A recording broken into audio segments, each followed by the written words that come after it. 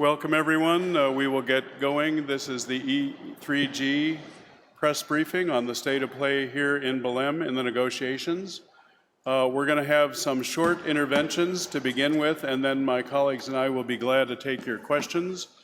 My name is Alden Meyer. I'm a senior associate with E3G based in Washington, D.C. I've been an observer in this process for a number of years, and we are now at the crunch point. I think it's fair to say we're at a crisis in these talks. We can either get into an upward spiral of ambition, which takes the text that came out at 3 o'clock tonight and strengthens it across a number of elements that my colleagues will talk about, or we can be in a least common denominator, low ambition outcome, which will not meet the challenge that was posed by leaders, President Lula and other leaders, 2 weeks ago here in Belém. Crisis is an ideogram in Chinese with two elements, danger and opportunity, and I think we're seeing both of those at play. I think we don't know where it's going to come out in the next 24 to 36 hours. As you know, they are now in a closed-door negotiation under the presidency's guidance in a muchirao. They are now taking a short break, and they're going to be dividing into huddles on particular crunch issues of NDC ambition, adaptation, finance, and trade, along with a discussion led by the Brazilian presidency on the issue of the transition away from fossil fuels. So stay tuned to see what comes out of these closed rooms and what the presidency says about what's going to happen next. We then expect there to be a plenary at some point later today to adopt the decisions that have already been reached and are ready to approve. We have no idea when the final closing plenary will be to adopt the whole package of decisions, which in addition to the muchirao package include major issues like just transition work program, global goal and adaptation, technology program, and of course the UAE global stocktake dialogue. So all is to play for. We can come out of here with something which is worthy of the call for multilateral collaboration and moving the Paris Agreement forward, and something that meets the need of people around the world, or we can come out of here with a very disappointing outcome. The choice is now down to ministers, and I'd also say to world leaders. World leaders from the biggest countries are meeting now in Johannesburg, South Africa, at the G20. President Lula is there. We believe he is talking to fellow leaders to try to get some signals back into this process from across the ocean to try to strengthen political will in the final hours here. With that, let me turn it over to my colleague, Cosima Castle, who's going to talk about the state of play on the NDC synthesis response package and the need to increase ambition. Cosima. Hi, good afternoon, everyone. Can you hear me? So yeah, this year, 2025, is a moment of reckoning. We've entered this COP with an unequivocal truth that 10 years after the Paris Agreement, even though we've seen progress made, the NDCs submitted so far are still way off where we need to be. The small island states that we've heard speaking throughout these 2 weeks have shown that this is a matter of survival. They're facing the existential devastation of a warming planet, and we will all ultimately feel the consequences unless we act now and course correct and accelerate ambition. And this is why we need a very robust NDC response in the text. And we saw earlier this week, with the publication of the first draft of the Montreal package text, that the language on NDCs had some good options. It had one about kind of having a regular stocktake to review climate plans, identify where they're falling short, and also kind of come up with solutions to accelerate and strengthen plans. We had a voluntary global implementation accelerator as a second option, and we had a third option, which was a Belém Roadmap to 1.5, kind of creating a 2-year roadmap to focus on closing that gap. In reality, the urgency of the climate crisis really calls for all elements that were laid out in that first draft. Ultimately, if we're going to deliver, we need to have a clear onward process to keep assessing and keep taking stock of where we are and what needs to be done to get back on track. We need to accelerate implementation, bringing in the work of the action agenda, and we need to have a roadmap to 1.5 degrees, which incorporates a roadmap to transition away from fossil fuels and also one on deforestation. But most crucially, we need, that annual stocktake review, and we need that roadmap. And since the first text was released, we've seen extraordinary momentum growing around the need for more ambition, not less than what was in that package. And there's been clear calls by over 80 parties for a transition away from fossil fuels roadmap, which my colleague Matt will speak about shortly. But yet in the new text, we've seen a clear step back in ambition. There's no reference to that yearly process. There's no roadmap at all mentioned, just a vague Belém mission to 1.5 to reflect on accelerating implementation, but we need to do more than just reflect. The voluntary mechanisms are mentioned, and these are useful, but we need much more to get the action that we need to see. So it doesn't really make sense that we're having this step back in ambition in the text when we've seen such a momentum build. And there's also anger amongst many parties over this lack of ambition and also the lack of transparency we've seen in the process in the last 2 days. For many parties, this crosses red lines, and the survival of nations hangs in the balance. But what we need is balance, really, for that ambition, and not just ambition on the NDCs, but also ambition across the entire package. And that includes the finance elements, the adaptation elements, which my colleague Lily will talk to. And the entire package needs to be more ambitious to be in keeping with the need that we have to fill that gap of what the science says is necessary. So we really need to see the presidency now step up and find a way to fill that gap and ensure greater awareness of the process in the spirit of the Mutual. Thank you very much, Cosima. And now we are going to turn it over to Matt Webb, who's going to be talking about one of the most contentious and important issues in this process, the need to implement the commitment countries made 2 years ago at COP28 in Dubai to have a transition away from fossil fuels. Matt. Thank you, Auden. So I'll just keep my remarks quite brief, but just a few things to say. Firstly, I think we need to recognize that the tone and nature of the debate around the transition from fossil fuels is markedly different to what it was 2 years ago. Why is that the case? It's because year on year we've been installing record amounts of renewable energy globally at record low cost. And every economy is seeing the future pathway for cleaner, cheaper, more accessible, more diverse supplies of clean energy. That is the reality in the real world. That means that all countries are now looking for their pathways through the transition, because most countries still have some dependency on fossil fuel and need to change their infrastructure, change their systems, businesses, buildings, to take maximum advantage of the new abundant supply of clean energy that's coming on stream. But that, I think, is why you've seen such a rapid response to President Lula's remarks at the World Leaders Summit. Approaching 100 countries now, including countries that you'd expect to be promoting this agenda strongly and have in the past, countries within the EU, developed countries, but just to see what happened this morning with Colombia's declaration, driven by Latin America, supported by Australia, South Korea. This is a global, accelerated movement to say, yes, we need to discover these pathways. No country can make a quick, secure transition to clean energy alone.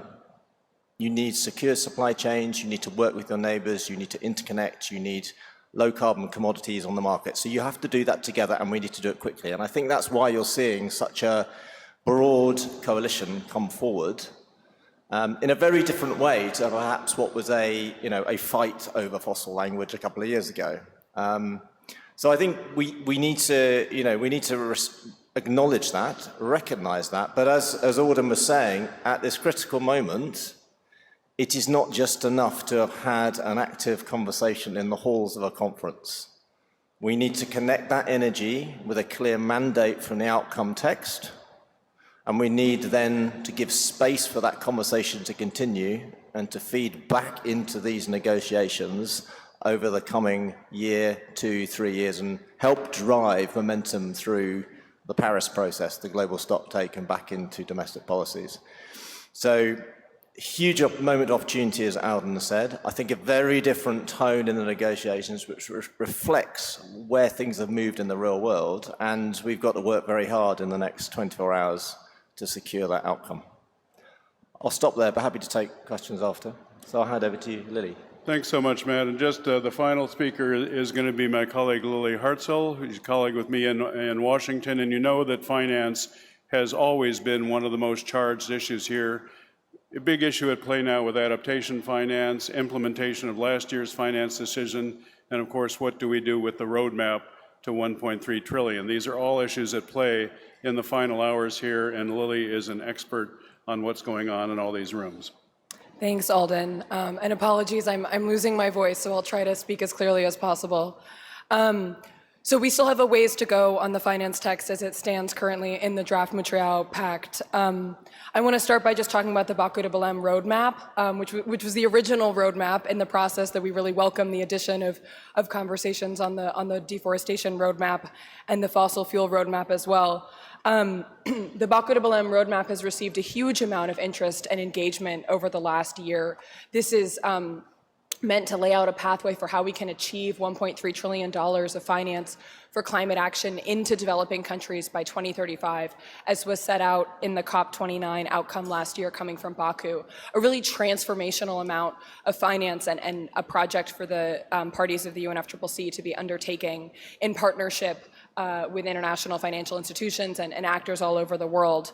So this is a crucial kind of signal. The roadmap itself is the result of a really broad-based process, hundreds of submissions from organizations like the International Coffee Organization, the International Union of Railways, the East Lancashire Chamber of Commerce, all got involved and shared their views in what this should look like. We also had unprecedented engagement from finance ministers, thanks to the Circle of Finance Ministers that the Brazilians put together to feed into the roadmap. The current text of the roadmap itself is not perfect, but it doesn't. But it doesn't require agreement on every word for it to be welcomed into the final outcome here in Belém. And currently, it's only receiving a passing mention, which is a disappointing outcome, given the widespread recognition of the need for progress on channeling this level of financial resources into developing countries, and the fact that the 5 action areas in the roadmap provide a vital structure for our efforts going forward and are widely understood that way. So that's one aspect of the text we're looking at that is not quite up to muster at the moment, and happy to answer more questions on it later. But I'm sure many of you are also focused on adaptation finance, which is what I'll finish on. As you all know, this has been a crucial ask of LDCs and vulnerable countries around the world. In the year leading up to COP30 and again here on the ground. And it's vital that this be taken seriously in the final outcome. We've seen a drop-off in predictability of adaptation finance in concert with growing needs, and this is the moment to address that. But the formulation we have in the text at the moment is vague and it's weak. I think this will lead to a 5-year fight over baselines and who is paying. It won't lead to a real scale-up in adaptation finance. What we need is clear accountability that will stretch providers beyond what they think they can do, but to what we know they can do to protect the most vulnerable communities and countries around the world. The EU has said they can show flexibility on this issue just a couple hours ago. They're a little late to the party, but we welcome them to join the really frank discussion that's needed between wealthy countries and those most vulnerable on what we can achieve on adaptation finance here at COP30. And we're hoping and expecting that they're having an honest conversation about that behind closed doors at the moment. Happy to provide more detail, and we also have colleagues here who can speak more to adaptation itself. Thank you very much, Lily. And let me just say a few words about trade, because that's the 4th discussion that's going on after the break now in the Muchirao room. Trade has been a perennial issue in this process, spurred by some of the domestic measures taken by countries, particularly the European Union Carbon Border Adjustment Mechanism. We do need to address the trade-climate nexus and have a discussion about how trade policy can drive climate ambition rather than provoking fights in this process. We are getting close, I think, to an understanding here of what that would look like over the next several years. It seems like they're coming together around a series of 3 dialogues at the intersessional meetings each summer in Bonn to discuss these issues and how to deal with the trade disputes in the climate process. Stay tuned for that. The President has apparently asked China to convene a huddle on that after the break, and we'll see what comes out of that. Let me just conclude by saying this has to be a package deal. You've heard some of the key elements of play. There are others in the mix as well. Everyone needs to come out of here with what they need, even though no one is going to get everything they want. And that is the art of the presidency over the next hours, is to see how far we can get to get compromises. He is finally getting ministers together on particular focus crunch issues to try to see if they can work out compromise solutions. We hope that is productive and can get us on an upward spiral and will lead us to come out of here with the answers and the way forward that the world needs and is demanding. With that, let me open it up to questions. I would say we have colleagues in the room as well here who can speak to you on particular issues after the conference concludes. We'll take the call here in the front, this one in the front, and the woman there, and then we'll take that round and go from there. Hello, excuse me. Damien Carrington from The Guardian. You mentioned at the start... Can you say who you are? I thought I just did. Oh, Damien I'm sorry. Carrington from The the room's Guardian. rather muddy, yeah. Sorry, no problem. Yeah. So at the beginning you said that there was the possibility to spiral upwards in these negotiations towards an ambitious deal. Can you sort of help us by spelling out who needs to give what? Like in terms of specific nations, what does the European Union need to concede in order to gain? What about, I don't know, China, India, other blocs, LMDCs, all that sort of thing? Like, can you sort of talk us through that sort of geopolitical side of it as well, please? Well, I think that is what's up for grabs now. We need to see the European Union and other developed countries show more flexibility that they have on finance, particularly, as Lily said, on adaptation finance. I think that can unlock some trust and momentum from the vulnerable countries, the Africa Group and others, to allow Europe to get what it says it wants and needs, which is a stronger NDC ambition shortfall package in this process. I believe that for the countries in the developing world that want to see more progress on finance and want to build on the $1.3 trillion roadmap, that can be done, but to get support from that and the signals they need from the developed countries, they're going to be needing to be more willing to entertain some of the issues that Cosima and Matt talked about in terms of reducing emissions and making the just transition to a sustainable energy future. Trade is also something that's going to have to be resolved. There are sharp splits on this, including much bigger splits outside of this room on tariffs and trade wars. That, I think, can be resolved, but it's not going to be the position that either Europe or the G77 like-minded developing countries came in here with. It's going to have to be a compromise. And as I said, I think it's moving towards a middle ground of 3 annual dialogues, plus the work that's already going on in the response measures room. So we already know what the sort of package that could have higher ambition across all these elements look like. We have a pretty good sense of who has to give and who needs to accept compromises here. What we don't know is if this kind of Rubik's Cube can come together trying to solve all these issues simultaneously.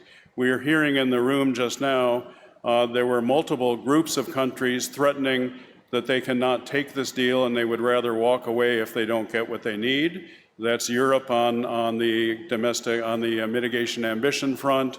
That's some of the vulnerable countries on the finance front. I heard the Arab group said the text was too strong on the mitigation ambition, and they were concerned it was imposing conditionalities. So obviously, if everyone walks away, there's not going to be a deal for anyone. So that's the challenge now, to see what comes out of these huddles, and if they can produce compromises that allow them to get more ambition into the system. But let me see if my colleagues want to come in on any particular countries that need to move here. I mean, just to build on what Auden said, I mean, I'm not going to use the language of who needs to give way here so much as to who needs to lean in and find the right formulation to get the package to work. And I think one of the pieces, although I'm very interested in energy, what we need now is not just an argument about the size of the number of climate finance or private finance. What we need is more accuracy on the instruments that are going to help deliver the money quickly to the types of projects that are needed. Battery projects, grids projects, storage projects. So if I was a middle-income economy, least developed country, I would be looking for language in this text which is going to open up the space to have that conversation about the specifics of support and delivery. So I think that's hugely relevant to many countries in Africa. It's interesting to see, Kenya's been supporting a lot of the work around the fossil fuel discussion. Countries like Colombia in that space. So it's not giving way, but it's making sure that the framing of that conversation is one that's really going to act to the needs of those countries, including around energy access, but not just about, this isn't just about solar light bulbs. This is about new models of industrialization to use green energy and get value from industrial processes and new models of development. The one other thing I would say is, I referenced the 400 to 500 gigs of new renewable energy. I mean, China has restructured its economy to deliver low carbon goods to the world. It needs to see a positive outcome so that it can trade those low carbon goods to the rest of the world. And it needs to do what it said it wants to do, which is to be a climate leader. And again, it's important that countries like China step up and help this strong multilateral outcome. So I think it's more about where countries lean in, find the right framing and the right combination and the right specifics within this outcome. Thanks a lot, Mab. There are tremendous opportunities to be gained here in the transition to a carbon-free economy, and I think that's the mindset shift we need to see. Let's take the two questions together that we had. First, the woman in the front row here, and then the woman in the fourth row back there. So. No, I have two questions indeed. We noticed, the journalists in the text, that not only the roadmaps have been taken out, but also any mentions to fossil fuels in any text, including on just transition. My question is, who are the countries that are opposing even a mention? And if you think that the Brazilian presidency has banned to them too much, or has launched this test to expose the divergences. Okay. So if this is a tactic of this is an acceptance. Okay. And also if the African countries would accept the adaptation document if the financial part of the multi-round decision remains as it is. Thank you. Let's take the question in the fourth row here. Perrine Mouterde for Le Monde. It was kind of the same question. How do you explain that the growing momentum you described on fossil fuels is not reflected in the text this morning? Is it because of the presidency, or is it because some countries and which are really managed to block that? And maybe just on the EU, do you still see it as a positive actor and helpful in the process? And do you think they are particularly isolated this year in this COP? Thank you. Okay, let me ask Matt to take the two questions on fossil fuel. Who's opposing it? What's the presidency doing? How can it come out? We'll ask Lily to address the question on African countries and adaptation finance. And maybe Cosima, you can take the question on the EU and whether it's being helpful in this process. So Matt, start with you. Thank you. I just wanted to check, I caught the first part of your question. It was countries positioning around... Who is opposing the fossil fuel phase out? Yeah. Who are the blocking countries, I believe, right? Yeah. Yeah. It's a tactic to reintroduce the issue in the text. So who's opposing, and can the presidency find a way forward here? So, just wanted to check I heard that right. So I think, yes, this has moved fast, and yes, a certain group of countries, and we're the very familiar group of countries, particularly petrostates, but also several countries that are very dependent on fossil fuels, have made their views known in the middle of the week that this has come too fast. They don't know what this is, and that this is something that perhaps they weren't expecting to gather such momentum in the middle of the week. So you'll have seen the views and the anecdotes around the halls as to which countries they are. I don't think I need to spell that out. Now, is that a huge surprise? The countries. Some of those countries are probably like, well, we didn't see this coming, and gathering the pace and the momentum that we saw. Actually, what we have also been hearing, around the halls and these couple of weeks, is that those countries are also trying to work out the opportunity piece here and the framing piece there. And actually, we need to move quickly. We need to see how this conversation can be framed so that it respects the important pieces of the articles within the Paris Agreement and the principles of consultation and equity and justice. But that can be worked through. What I think, again, I'm going to go back to the original point that I made when I first spoke, is I think the more important signal you've seen is the diversity of the coalition of countries who have said we want to move into this space. As I said, it's not just northern donor countries, it's Latin American countries, and also some African countries and others like South Korea moving. And I think that's an important signal the presidency needs to take on board. Matt, we need to move to the other two pieces. We've got 2 minutes left. Lily, can you address the adaptation finance in Africa? Yeah, I'll be really quick. And I can't speak on behalf of any party or group, but I will say that the African group has made it clear that finance is essential to achieve the resilience that the global goal on adaptation and the other adaptation outcomes here at COP are building the momentum for. But that's even more why we need an adaptation finance outcome that is achievable and will deliver real results on the ground, because what we're all here for is trying to drive those results on the ground and make sure that we're walking out of here with more than just pieces of paper. Thanks a lot. And Cosimo, the final question on, is the EU playing a constructive role? I think on the mitigation side, yes, they're pushing hard for this transition away from fossil fuels and kind of really behind leadership there.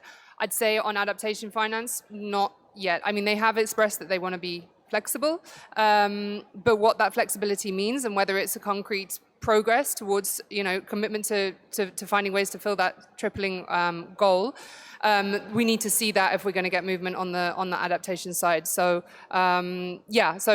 fingers crossed that there will be the movement on both sides, and we can see a kind of a balanced package, and the EU will be helpful behind it.